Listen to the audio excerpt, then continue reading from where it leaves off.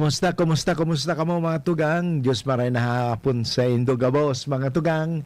And good afternoon everyone and welcome na naman po sa programang Maray na Hapon with Father Butch Bombase, OP ng University of Santo Tomas Legazpi. Ngunyan na daw ning Sabado, Petsa 9 kang bulan ning Nobyembre 2024. Sana mga tugang, yang kamo sa Maray na Kamugtakan.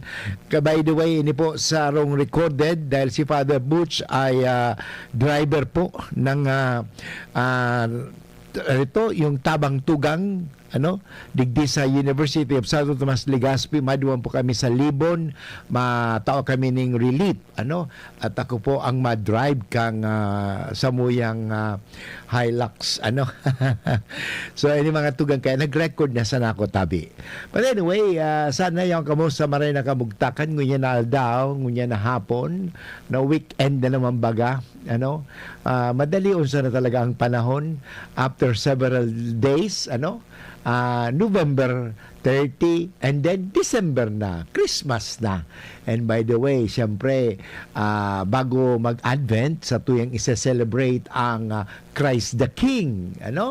And by the way, sa November 11 hanggang November 22 or 23, ang sa indong lingkod mga kaibigan ay wara digdi tamaritreat kami duman sa Cavite sa St. Paul sa Muya mga tugang. Bago mag-retreat, syempre ma-attender kami kang ordination kang sa Muyang Kairiwa digdiho si dati Reverend Sid Harta Chong OP, ngunyan siya magiging padi na Reverend Father Sid Chong OP ang apelyido lang siyempre may pagka-Chinese po sila.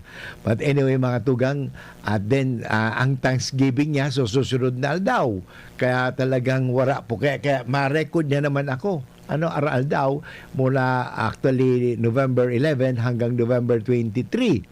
At November 25, balik kita giraradigdiho sa Legazpi, sa tuwing ipadagos. But just the same mga tugang, siyempre, mahal na mahal ka mo ni Father Butch, kaya day kumagkamutabi, iiwanan. So patuloy pa manggirare ang sa tuyang pagtataoning informasyon, inspirasyon, asin, bendisyon. Sana mga tugang, kamo ay maging mogmaman. There is joy in giving, by the way. There is joy in being generous. Yan. Kaya sana ang panahon mo niyan baga, takita baga digdi sa Bicol, tinamaan kay itong bagyong Christine, although bako man talaga nakasentro digdi, pero suuran, grabe. Kaya sa ibang mga bayan, banwa, nagkaigwaning baha. Kaya nga mataw kami ning tabang duman sa Kairibatado sa may lasa sa Uwas, sa Libon. Ito mga tinamaan talaga ning grabe, ito pa nga ning mga harunginda, talagang naputi ka ng laog, talaga nilaog kang baha.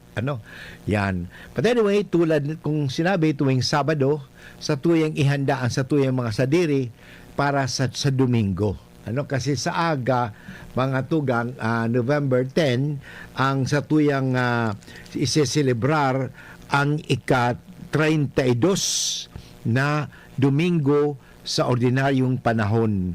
Alam mo, there are 33 Sundays baga, ordinary time. Pero actually 34 sabi niya 34 bago mag inihong inaapod tang Christ the King, So, yan mga 34 Sundays po mga tugang yan bago mag Christ the King. Kasi ang Christ the King mga tugang ay gagawin yan Sunday before Advent. Yan. So, kung hilingon ta mga tugang, ang Christ the King o ang pagsiselebrar kang pagkahari ng Panginoong Jesucristo sa sanlibutan ay sa November 24. Kaya sa November 23, sa tuyang ipapaliwanag mga tugang ang manunungod diyan sa Christ the King. Si Kristo nga ba talaga ay hari ng ating buhay? So yun, Anyway, ang liturgical calendar kasi, pupunan naman yan, sa Advent. Nagpupuon ang liturgical calendar sa Advent. Kaya bibigyan ko lang ng mga tugang na siguro guide, So, ang primero baga, ang primero Advent season.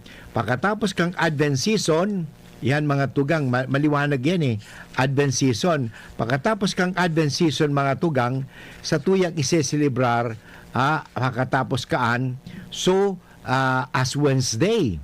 Ay, grabe ka man tala, Father. Te pangani, mag-Christmas ka muna. Joke lang. So, pagkatapos kang Advent season, Christmas season. Pagkatapos kang Christmas season, mga tugang, yan, mahaba din ang Christmas season. Okay? Pagkatapos ng Christmas season, mapuon naman pagkatapos simbang gabi, tapos sa ang simbang gabi nasa Advent pa yan tapos Christmas season sa 25, and then pagkatapos so ito bagang pag January 1, itong sineselebrate ay Motherhood of God, Mary the Motherhood of God. Si Maria ang ina, kadakilang kapistahan ni Maria bilang ina ng Diyos. O pasasay, bakit nagkaroon ng ina ang Diyos? Akala ko ang Diyos walang ina. Ang ibig sabihin dito, ang Diyos kasi si Jesus. At si Jesus naging tao. At kaya nga nangailangan siya ng ina. At pumili siya ng ina.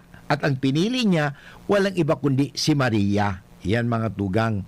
So yan, dakilang kapistahan ng Maria. Pagkatapos siyempre, ang susunod kayan, yung tinatawag na Christ the King. Christ the King. May Holy Family pa nga yan, Pagkatapos ng Christ the King. Hindi Christ the King, the Three Kings. Naman, Father? Anong nililigaw mo kami, Hindi, kung niniling ko lang kung tulog na kamo. Three Kings, yan. Mga tugang ang siselebrar. Three Kings. Pagkatapos kang Three Kings, yan. Pupunta na sa tinatawag na yung unang linggo ng ordinary time. Babalik ulit sa ordinary time. Pagkatapos ng ordinary time, first week hanggang magiging hanggang Ash Wednesday. Pag Ash Wednesday naman, actually ang ordinary time, mga tugang, pero ang ordinary time iyan, masasabi ta na sabi nga yung limang linggo ng karaniwang panahon. Pagkatapos after that, yun mga tugang, ay Ash Wednesday na. Then, Ash Wednesday, pagkatapos kang Ash Wednesday is the beginning of the season of Lent. 40 days po yun. Pagkatapos naman kayan, bago pagkatapos ng 40 days, may Holy Week. Sa Holy Week, then Easter season. Okay? Easter season. Medyo mahaba-haba din yun, ang Easter season, mga tugang. Ang muling pagkabuhay. Muling pagkabuhay yan. Actually, nasa 7th, sabi nga, naalala ko yan, kung nasa 7th week po yan, mga tugang, 7th week sa Easter season. Tapos babalik ulit na sa karaniwang panahon. So, ikapitong linggo. Yan, balik ulit yan. So, pagkatapos, yun naman, linggo, ordinary time, mahaba na yan. Hanggang sa tinatawag natin na 34 Sunday in ordinary time, and then balik ulit sa pinakahuling linggo.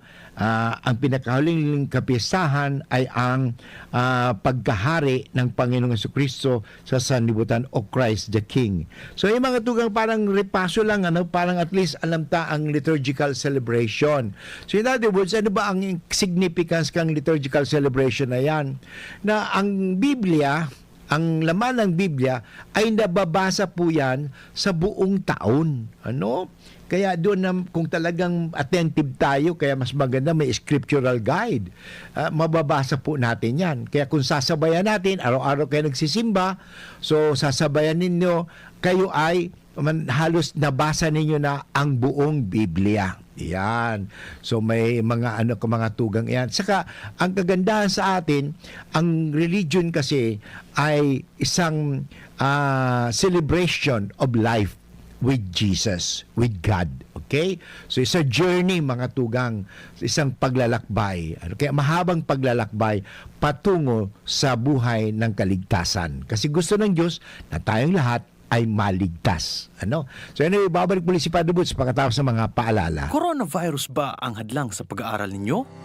Andito na ang Southern Luzon Technological College Foundation Incorporated ay gumawa ng hakbang sa mga gustong mag-aral sa junior, senior high school at kolehiyo. Ang SLTCFI ay handang umagapay sa mga mag-aaral upang may pagpatuloy ang kanilang pag-aaral at pagharap sa new normal o sa makabagong panahon na ating kinakaharap. Sila ay nag-o-offer ng flexible blended learning o online or offline/modular classes. Kung may sapat na gadget o may maayos na internet connection, maaari niyang piliin ang online classes. At kung ang estudyante naman ay walang sapat na gadget at walang maayos na internet connection, maaari niyang piliin ang offline/modular classes. Sa ganitong paraan, malaki ang matitipid ng mga magulang, wala na silang iisipin na pamasahe, baon at iba pa na kinakailangan. Ngayon, mas magagabayan palalo ng mga magulang ang kanilang mga anak at higit sa lahat, masisiguradong mapaprotektahan pa sila sa mga pwedeng masagap sa labas tulad ng COVID-19. SLTCFI course offered junior high school, grade 7 to grade 10, senior high school, grade 11 to grade 12 with academic track, STEM, GAS, ABM, and HUMSS. College, Bachelor of Secondary Education, majors in English, Mathematics, and Filipino. Bachelor of Technical Vocational Teacher Education Program, Bachelor of Science in Business Administration, major in Human Resource Development Management, major in Business Process Service Management, and major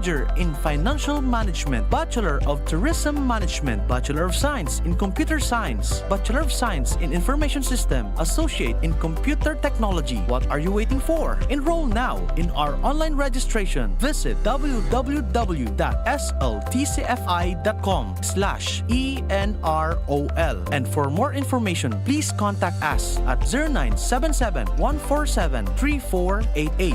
Basta SL, wow! Kahit always blooming bango sa Surf Fabcon. New Surf Fabcon Fresh and Bloom. May 3 times amoy pawis shield. Kaya, Kahit always blooming bango sa Surf Fabcon. based on lab test and select fabric versus detergent powder only.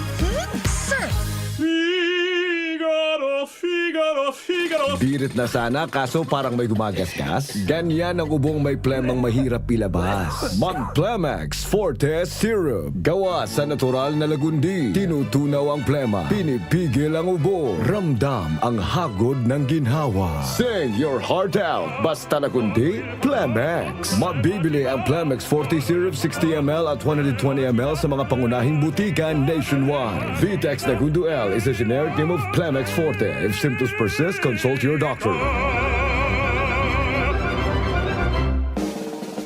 May iba't ibang karamdaman ka ba gaya ng high blood pressure, diabetes, sakit sa puso, sa kidney, sa atay, may myoma, na stroke, may gallstones, cancer at marami pang iba? Ang Amazing 4 ng Miracle Health Corporation ang subukan mo. Makakatulong dahil mula ito sa epektibong Amazing Trio at mas lalo pang pinalakas dahil sa Mega 1 na mayroong 21 sangkap. Subok ng nagpapalakas ng immune system at marami na ang mga natulungan na mayroong iba't ibang karamdaman. Huwag nang patagalin pa. Alina't magpakonsulta. Maaaring pumunta kay Doc Joey Bitito sa Barangay 18, Cabangan West, Legazpi City, kaharap lang ng Bangko Sentral ng Pilipinas. O tumawag sa 0998-975-8121 or 0917-853-8933 para sa free consultation sa natural medicine. Mapapanood din ang serbisyong natural, kalusugan at bayanihan sa YouTube channel at sa Facebook page na Doc Joey Bitito. Pre, makinig ka muna. Payong kaibigan lang ha. Work hard, play hard. Yan ang motto ko dati. Pero nakakapagod din pala katagalan. Sa gitna ng lahat ng mga puyat, inom at pagkain ng masasarap kasama na ang oily at fatty foods, kailangan pa ring bantayan ang kalusugan. Tamang kontrol ang kailangan. Katuwang ko, ang Liverade. May Silimarin na maaring makatulong protektahan ang atay. Cheers to more good times. Be a liver lover. Mahalagang paalala, ang Liverade ay hindi gamot at hindi dapat gamitin paggamot sa anumang uri ng sakit. Ang good drinks at good food, perfect combo. Isama pa ang Liverade para sa kalusugan ng atay. Mabibili sa mga leading drugstores nationwide. Inihahatod sa inyo kang Department of Environment and Natural Resources, Regional Office No. 5, ang programang Kapalibutan Ta at Tamanon Ta. Kapalibutan Ta at Tamanon Ta. Programang magtataunin informasyon asin kaaraman, manungod sa satuyang kapalibutan, asin sa mandato kang Department of Environment and Natural Resources. Sa tunghinanyugon, kada Huwebes alas 11 sagkod alas 12 nin pagkaudto, Kapalibutan Ta at Tamanon Ta. Hatod sa Indo kang DENR Regional Office 5 asin kan istasyon na ini.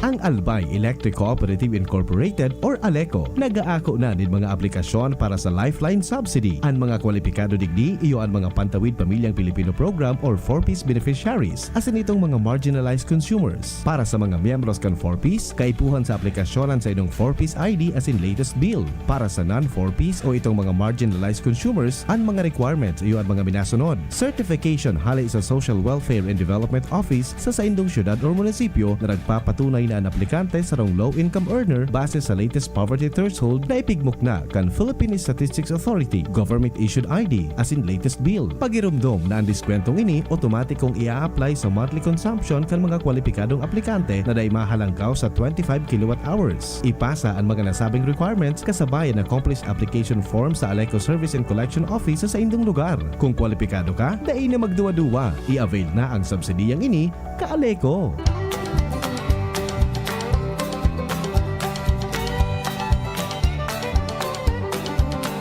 There's no time like the present to serve the Lord. Enjoy, serve the Lord right now. Serve Him today and tomorrow, eternal the reward. There's no time like the present, serve the Lord. Okay mga tugang, balik po kita giraray sa programang Maray na Hapon with Father Butch Bombase OP. Ngunya na daw ning Sabado, petsa 9 kang bulan ning Nobyembre, pero sa tuwing pag-urulayan ay manunugod nga ni mga tugang iniho sa aga. Sa tuwing sisilebrar ang ika-32, sabi 32 na Domingo sa ordinaryong panahon. And by the way, gusto ko po giraray param na inihong recorded po ining sa tuyang programa. Kaya dahil ko po mababasa ang sa indong mga text messages. Pero just the same, magayon po manggiraray na magdangog kamuta. Mato ako ning impormasyon. Okay? Anyway mga tugang, ang babasahon sa aga, magayunon, manunugod ini sa pagtarabang-tabang baga. Magayon kasi talaga, ini pa mga tugang, manunugod sa unang pagbasa, ay galing po yan sa aklat ng Hebrew. Sabi nga sa aklat ng Hebrew. Yan. Maganda makatugang iyan na sa tuyang paghurup-hurupan. Iyan mga tugang, manunugod iyan sa aklat, first letter of the King pala. Okay? Sorry akala ko Hebrew. Sa unang aklat ng Hari, Kabanata 17, talata 10 hanggang 16. Hari, ito po ay manunungod sa maganda ito mga tugang. Okay. Noong mga araw na iyon, si Propeta Elias ay pumunta sa Sarepta at nang papasok na siya ng pintuan ng lungsod, nakita niya ang balo na namumulot ng panggatong. Sinabi niya sa babae, "Mari po bang makiinom?" Aalis na ang babae upang ikuha siya ng tubig ng pahabol niyang sabihin, kung maaari, bigyan mo na rin ako ng kaunting pagkain. O tingnan mo, sa first reading pa lang, inaalok na tayong maging mapagbigay. Kasi ang pag-usapan natin ngayon ay ang tungkol sa pagbibigay. Pagbibigay. Napakahalaga po ito. Generosity. At tamang-tama ito sa panahon ito na marami tayong, tulad nga ngayon, pupunta kami sa Libon, kaya ako nag-record na lang po ako, kasi nga, magbibigay po tayo ng tulong doon sa mga nasalanta ng baha, at mga Bicolana sa tuyang mga tugang. So hindi po nangyari, ulitin ko mga tugang, na si Propeta Elias ay pumunta sa Sarepta at nang papasok na sa bintuan, sabi, mari po bang makainom?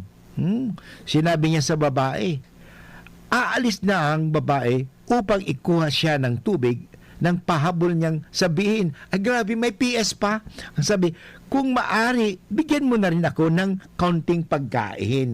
Siyempre, hindi kompleto. Inumin lang ba? Hindi. Kasama ng pagkain. Matibay talaga. Sumagot ang babae. Alam po ng Panginoon na iyong Diyos na wala na kaming tinapay. Grabe, tingnan mo. Talaga naman, wala nang tinapay. Meron po kaming kaunting harina at kapatak na langis. Namumulot nga ako ng manggatong upang lutuin iyon at makakain man lamang kami ng anak ko bago kami mamatay. Tingnan mo talaga. Totoo naman pag hindi ka talaga kakain, pwede ka magkasakit, mamatay. So yun, talagang ito naman, naging talagang totoo naman si itong babae. Walang pangalan yung babae kasi pwedeng ang babae yun, ikaw yun o ako yun Ginawa nga ng babae ang utos ni Elias at sila'y kumain. Si Elias at silang mag-ina at hindi nga naubos ang arena at sa lalagyan at hindi natuyo ang langis sa sidlan tulad ng pangako ng Panginoon sa pamagitan ni Elias. So alam mo diyan po mga kaibigan, nagtatapos ang unang pagbasa ng nagaling sa unang aklat ng hari, First King, sa Old Testament po, chapter 17, verse 10 to 16. So ano pong sinasabi dito sa unang pagbasa pa lang? Masasabi natin dito na talaga ang Diyos will provide. God will provide. Yan, maliwanag God will provide. Saka, God will help the prophet. O kung sino man ang isinusugo ng Diyos, hindi niya bababayaan. Okay? Kaya si Elias bilang propeta ay inutusan nga ng Diyos pumunta at yung hindi man siya pinabayaan sapagat may babae doon na binigyan siya ng hindi lang inumin kundi pagkain. Yan. At hindi pa yan merong nangyari at hindi nga naubos ang arena sa lalagyan. Ibig sabihin, may milagro. Yan. May milagrong nangyayari. Ang langis sa sidlan tulad ng pangako ng Panginoon sa pamagitan ni Elias. Talaga mga tugang, tanda natin, pag tayo lang maniniwala, ang problema kasi minsan tayo nagdududa Nagdududa tayo sa kapangyarihan ng Diyos Pag nagdududa tayo sa kapangyarihan ng Diyos, walang mangyayari. Kaya nga ang mahalaga, magtiwala tayo.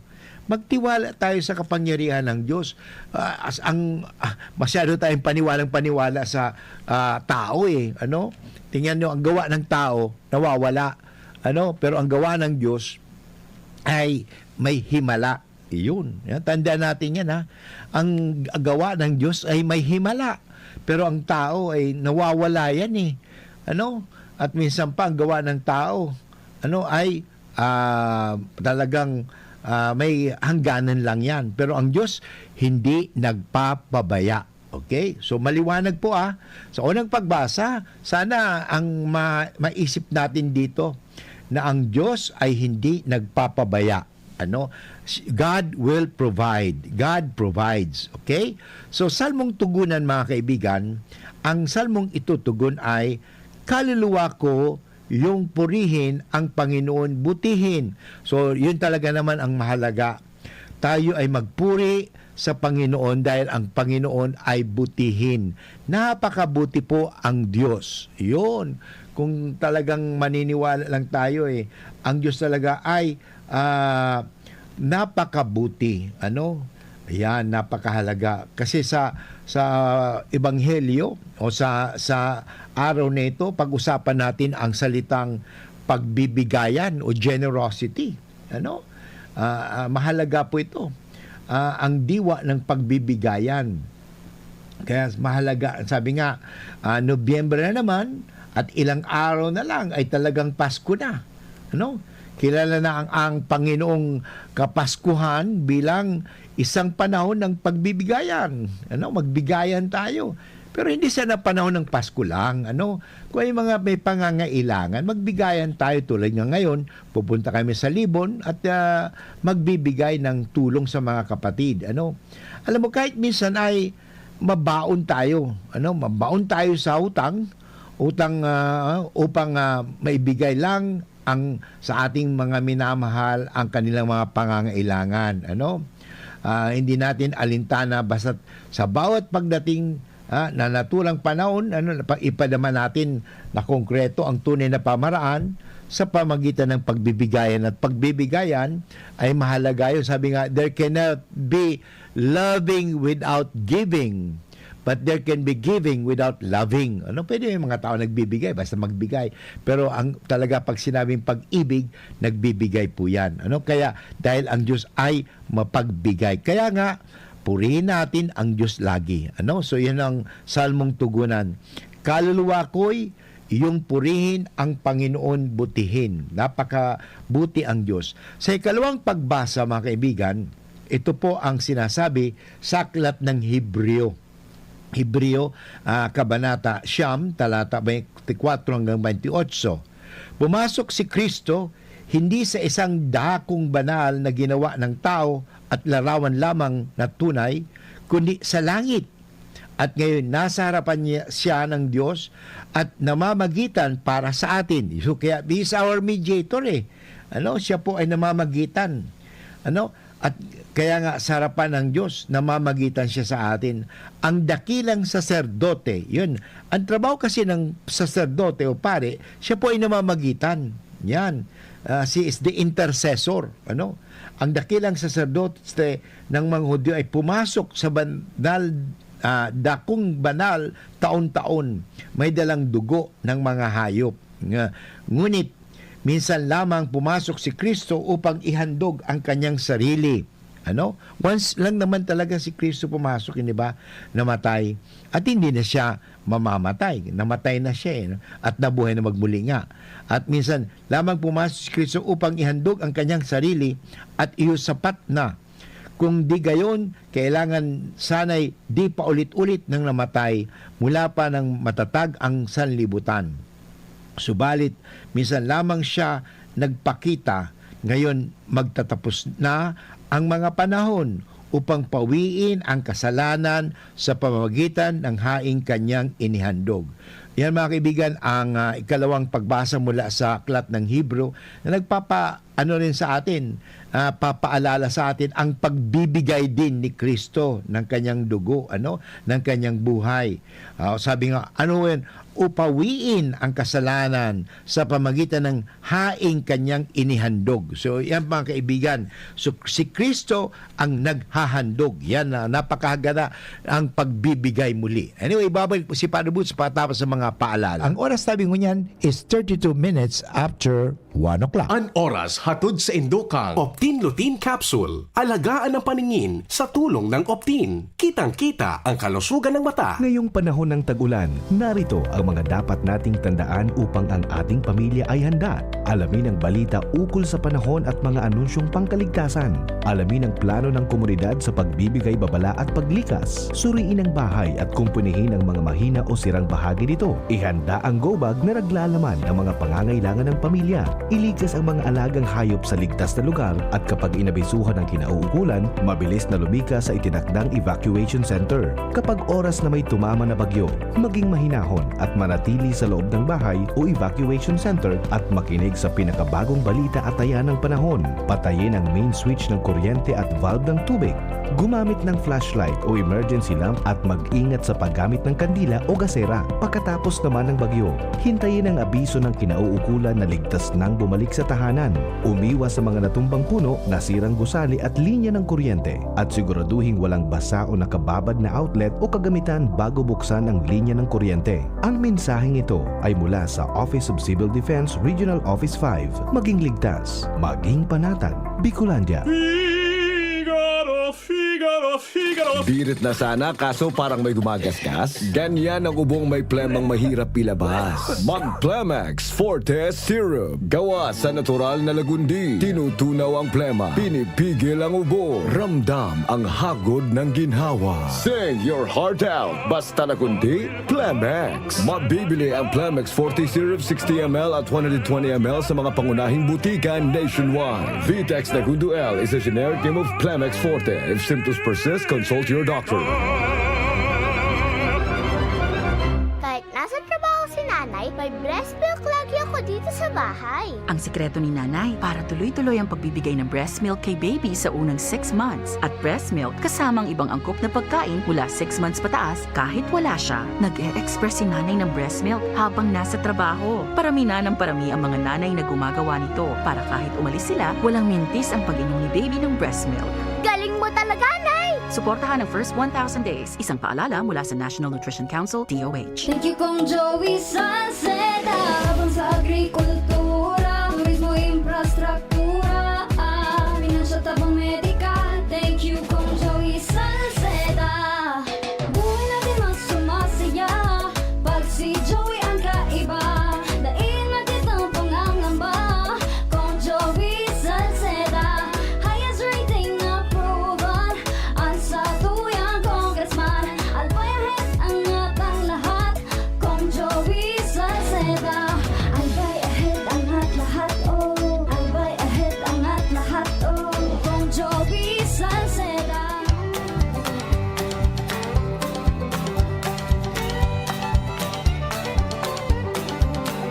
There's no time like the present to serve the Lord. Enjoy, serve the Lord right now. Serve Him today and tomorrow, eternal the reward. There's no time like the present, serve the Lord. Okay, balik po kita gilaray sa programang Maray na Hapon with Father Butch Bombase OP ng UST Legazpi. Ngunyan na daw ning Sabado, pesa 9 kang bulan ning Nobyembre 2024. Ini po sa long tape a slide si Father Butch ay kairibahan po tabi duman sa pag-atod kang relief duman sa Libon. Sabi ko nga ako ang madrive. Patay mga tugang, dumako na po tayo sa Ebanghelyo para bukas. Ang Ebanghelyo bukas napakaganda. Mula po sa Ebanghelyo ayon kay San Marcos. Ito po ay mula sa Kabanata 12, talata 41 hanggang 44.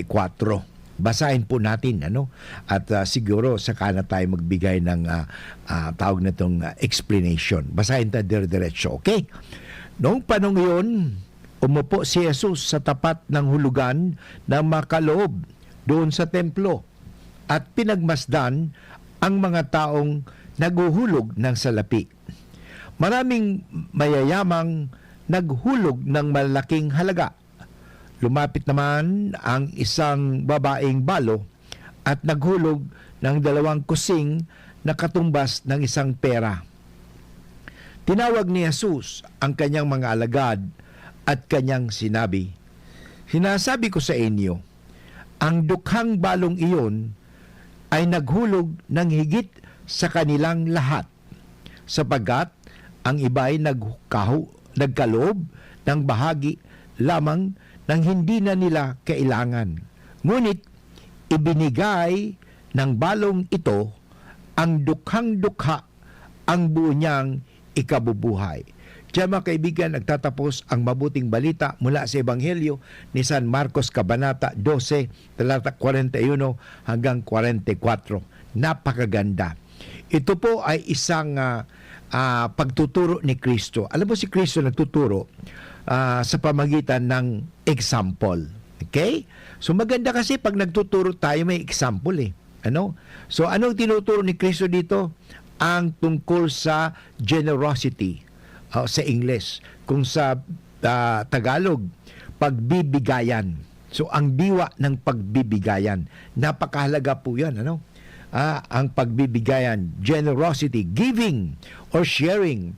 Sabi nga, sharing is caring. Kaya yan, kung kita matugang matao kita ka sa tuyang talino, panahon, at kakayahan, at anumang magagawa natin sa ating mga tugang na nangangailangan doon sa libon albay. Ano? So, si Jesus mga tugang ay nagkaroon ng pagmamasid. Yan, very observant si Jesus. Pinagmasdan niya.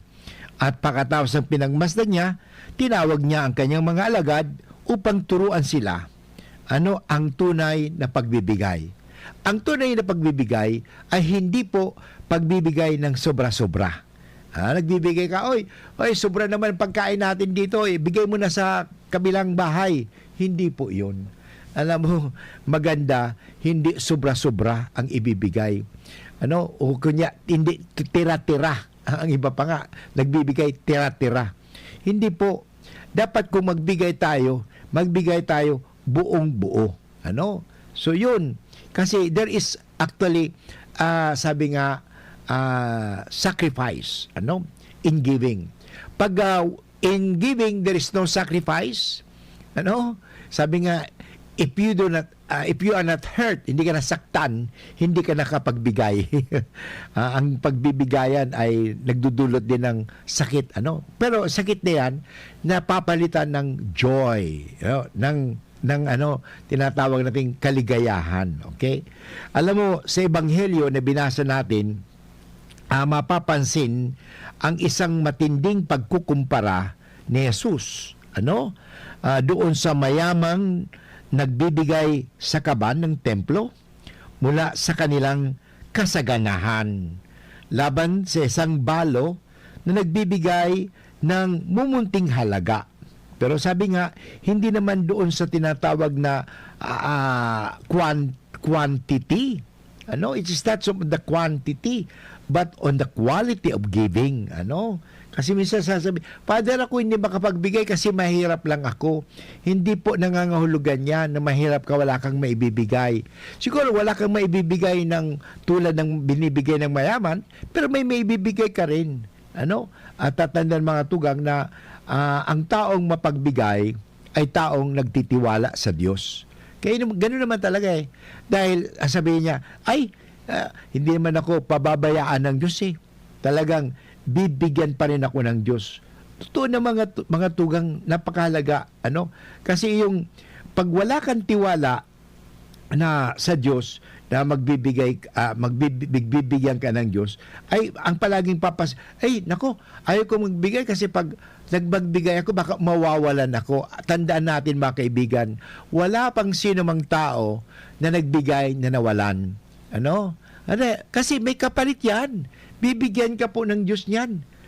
Tulad ng paghinga na lang. Tingnan mo. When you exhale, you can inhale. Kaya inhale, exhale. Yan. Ganun po talaga yan.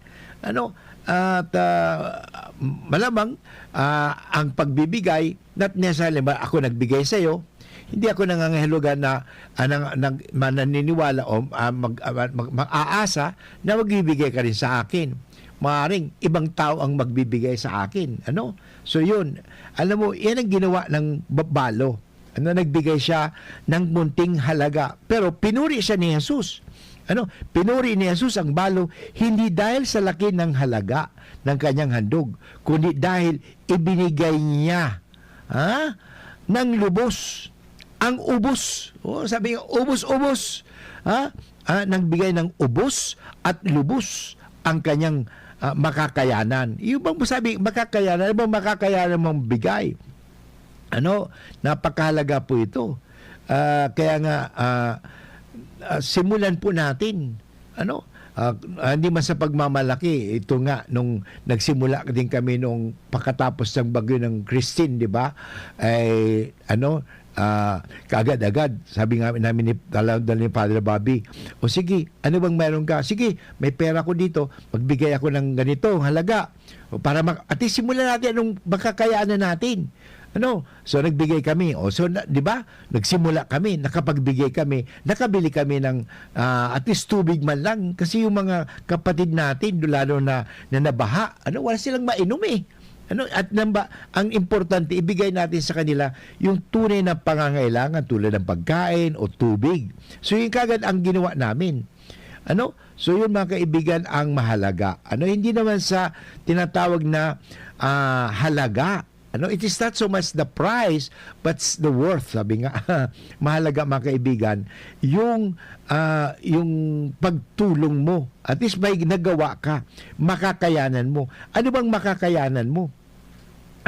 So yun ang ginawa ng babae. Sa kanyang paglinimos sa templo, tila ba'y ipinagkatiwala niya sa Diyos ang kanyang ikabubuhay. Yan ang importante. Kasabi ko kanina mahirap sa mga taong hindi nagtitiwala sa Diyos ang magbigay. Pero itong babaeng ito, ipinagkatiwala niya ang kanyang buhay at ang kanyang ikabubuhay sa Diyos. Naalala ko ngayong si Bo Sanchez nung nag-istorya siya nung panahon na yung living in faith. Alam mo yung living in faith so charismatic na talagang wala siyang pera, ibinigay niya. Nga lang, siyempre, wala siyang maibigay. Ang nangyari, ay wala siyang masasakyan. Mabuti na lang, may dumaan sa kanya, may dumaan na kotse. Oh, Brother Bo, saan ka pupunta? Sakay ka na. Mabuti na pinasakay siya. Tingnan mo, God will provide. Totoo naman God will provide. Hindi kanya pababayaan ng Diyos God will provide. Magtiwala ka lang. Minsan nga lang tayo nagdududa. Naku, pag nagbigay kasi ako ng perang ito, baka mawalan ako. Alam mo, hindi po tama yun. Yung ugaling ganyan. Bakit? Nagdududa ka ba sa kapangyarihan ng Diyos? Nagdududa ka ba sa kayamanan ng Diyos? Alam mo, God will provide. Ipagkatiwala lang natin ang ating buhay, ang ikabubuhay sa Diyos. Nga lang sabi, talaga yung faith yan, living in faith ang tawag dyan So, paano magiging lingid sa Panginoon ang ganitong katinding pananampalataya? Totoo naman Totoo. Kahit sa unang pagbasa, makikita natin. Ganito ang matungihan sa unang pagbasa kay Elias. At ang balo na sa Serapta. Dahil buong tiwala siyang sumunod sa payo ng propeta, ginantimpalaan siya ng Diyos ang kanyang kabutihang loob. Kaya maganda yung may kabutihang loob Tingnan mo yung inuna niya ang kabutihan sa kapwa bago ang kapakanan ng kanyang sariling anak. Sabi ko nga susubo lang ng nanay, ibibigay mo pa sa'yo. Hindi ba't ito rin sa kapwa bago sa kapakanan ng sarili natin. Ang problema kasi may mga tayong self-interest. Tanda natin, hindi ba't ito rin ang larawan ng pagmamahal ng Diyos sa sangkatauhan? Ibinigay niya ang kanyang anak na si Jesus sa atin, Hindi pinagkait. Ang kanyang anak na mahal niya. Para lang tayo ay matubos. Sabi nga sa Ebanghelyo, ayon kay San Juan, Kabanata John 3 verse 16, God so loved the world that He gave His only Son. Yun. Kaya talaga, matugang babalik muli si Padre Boots pagkatapos sa mga paalala. Realize true comfort and relaxation at Dorotea Resort and Spa, a perfect venue for family outings, couple retreats, and various functions such as weddings, birthday parties, corporate seminars, and conferences. Dorotea Resort and Spa. We have backpackers rooms, standard rooms, deluxe, suite, and a penthouse. Also, relax and rejuvenate with our spa's invigorating treatments, services, and facilities. Dorotea Resort and Spa, Kahugutan, Bakakay, Albay. For reservation, contact us at 0917-777-5734. Find us on Facebook, Dorotea Resort and Spa. Relax, rejuvenate, and enjoy. Only here at Dorotea Resort and Spa. Nakatabang na poong baga ito, sinda kita ika ako dito, na makita ang totoong serbisyo. Hanggang ngayon, ako Bicol lang sa puso ko. Igwang tabang sa turismo, asin pag-asenso. May mga scholar na nagkaigwang trabaho. Kadakol na mga naginibo, lalo sa mga parao matius na pamilya pa. Senior citizen na ka, hobenesan yan. Ang AKP, ako Bicol. Ako Bicol Party List. Katabang na, kasurug pa. Kung ikaw ay edad 50 pataas katulad ko, may mataas na ang risk ng panlalabo ng paningin. Mas challenging ang pang-araw-araw na gawain tulad ng pagbabasa, pagsusulat, at pagmamaneho. Ang Optin ay may lutin na maaari makatulong sa kalusugan ng mata, nilalabanan ang epekto ng glaucoma, macular degeneration at katarata. Kitang-kita ang kalusugan. Mabibili ang Optin sa mga pangunahing butika nationwide. Mahalaga ang paalaala. Ang Optin ay hindi gamot at hindi dapat gamitin panggamot sa anumang uri ng sakit. Pinalawak na dialysis package, outpatient mental health, higit dobling aumento sa high-risk pneumonia at stroke benefits. At ngayon, 30% increase sa health benefit packages. Ilan lang ito sa mga nasimulan na natin. Tuloy-tuloy na po ang pagbuti ng ating benepisyong PhilHealth. Ang layunin namin, pinalawak at mga bagong benepisyo para sa mamamayang Pilipino. Abot kamay na ng lahat. Tumawag sa 8662-2588 para sa detalye.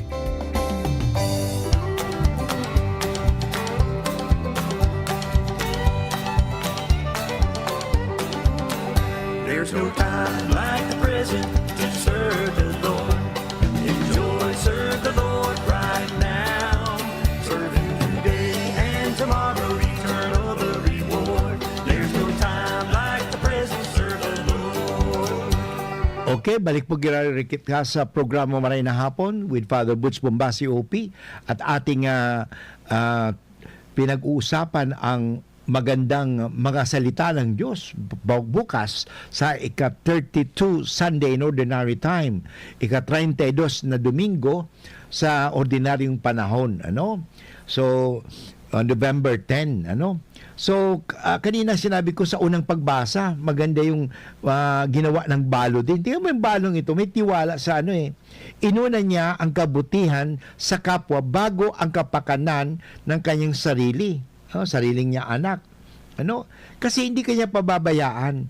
Hindi niya pagkakait ng Diyos. Ano? Ang Diyos hindi kuripot eh. Mapagbigay ang Diyos. Alam mo sa ikalawang pagbasa, ano? Balikan lang natin mga kaibigan. Napakaganda eh. Nakita rin natin na ang anak si Kristo mismo din ay kusang loob na naghandog ng kanyang sarili para sa kaligtasan ng mga kapatid. Tunay tayo, ano? Tunay na hindi na mapapantayan, sabi nga, ang kabutihan kaloob ng Diyos sa atin. No? We cannot talaga. Hindi natin mapapantayan ang kalooban o ang kabutihan loob ng Diyos sa atin. So nawa, matularan natin ang halimbawa ng balo. Ano? Sa unang pagbasa, sa pangalawang pagbasa, ang pagbibigay ng anak ng Diyos, si Jesus, ano? Para tayo inihandog niyang kanyang sarili sa atin, ano? So, alam mo mga kaibigan, napakahalaga po ito. Hindi importante ang ating ibinigay. Tanda natin ha. Bagkus ang mahalaga sa Diyos ay ang ating kadalisayan na puso sa tuwing tayo ay tutugon sa hamon ng pagiging mapagbigay. Is that the quantity? Ay, nagbibigay tayo, may reklamo. Nagbigay ka ng napaka malaking halaga, pero nako, nagalit ka rin muna. Wag na lang. Masama panloob mo. Alam mo, pag nagbibigay ka, dapat walang sama ng loob. Kaya tawag nga, kabutihang loob nga eh. Ano? Lalo mahalaga ay ang lalim at lawak ng ating pag-ibig. Yun ang importante. Ano? Sabi ko nga, there can never be loving without giving, but there can be giving without loving. Ano?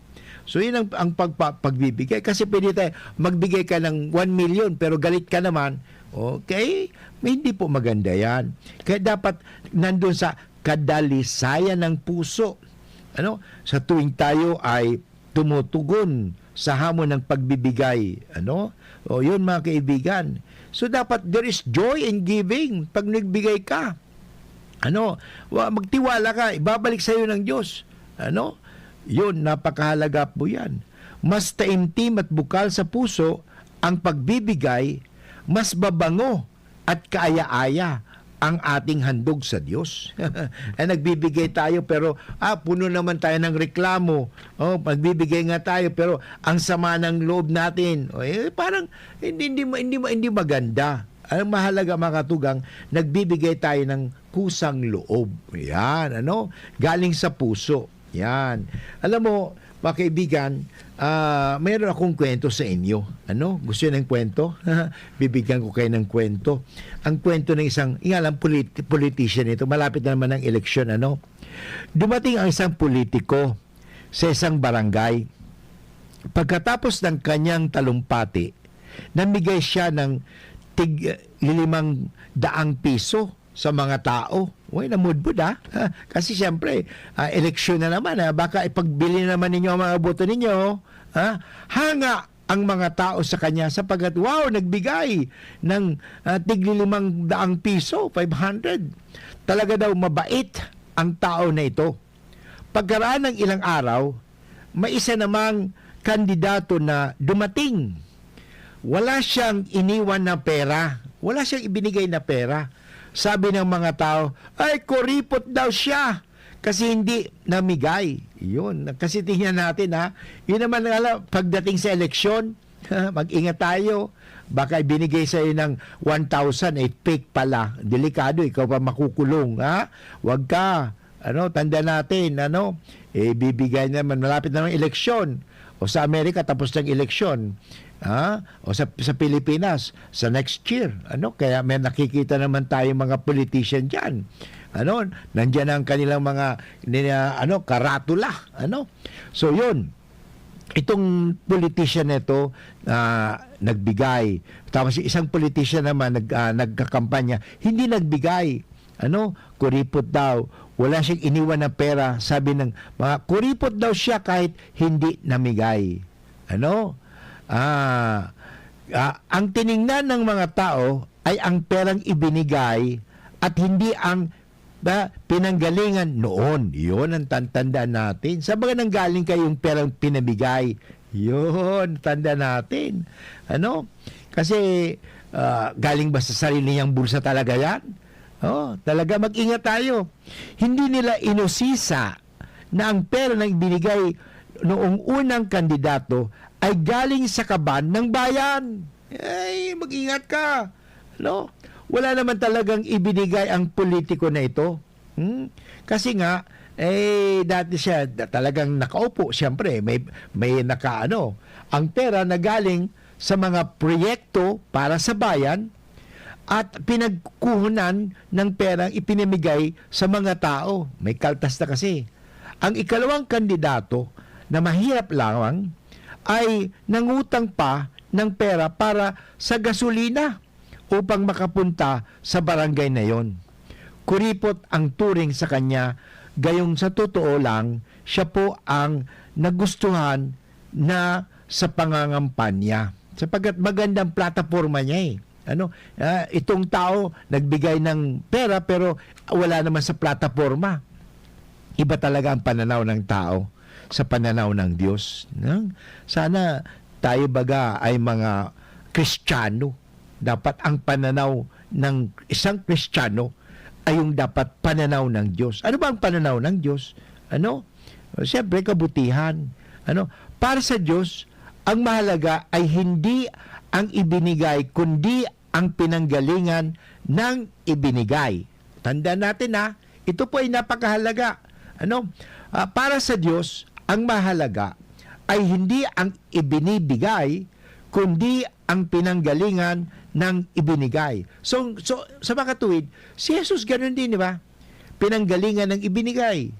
Hindi na nabubulagan ng Diyos sa laki ng pera na inaabot, kasi ang tinitingnan niya ay kung saan ito nanggaling at kung anong klase ang puso na nagbigay nito.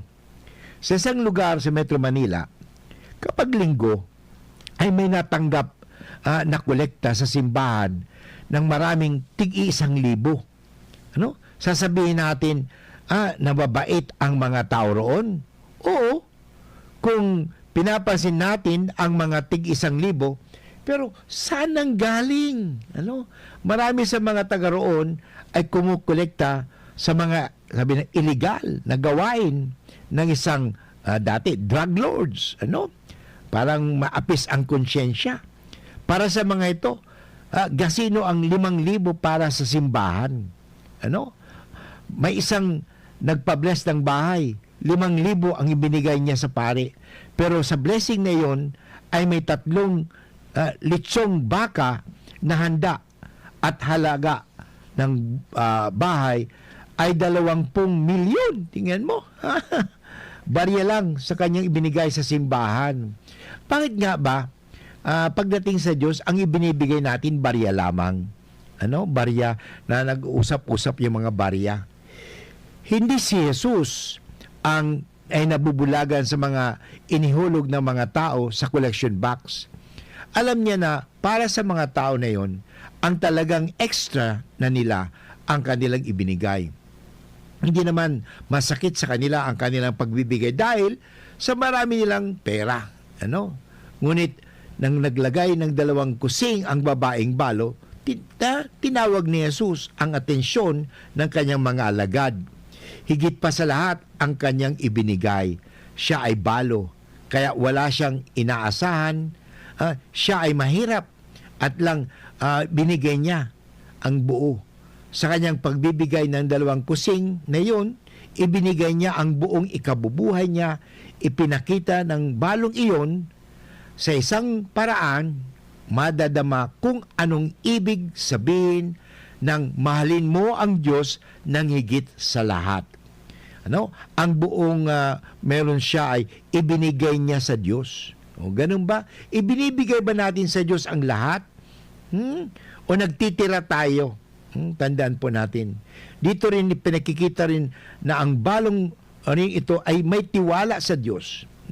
Nakapagbigay siya ng lahat sa Diyos dahil umaasa siya sa Diyos para sa lahat ng kanyang pangangailangan. Kaya ang huling tanong ko bago tayo magwakas, magpaalam, ano ba? Nagtitiwala ba tayo sa Diyos?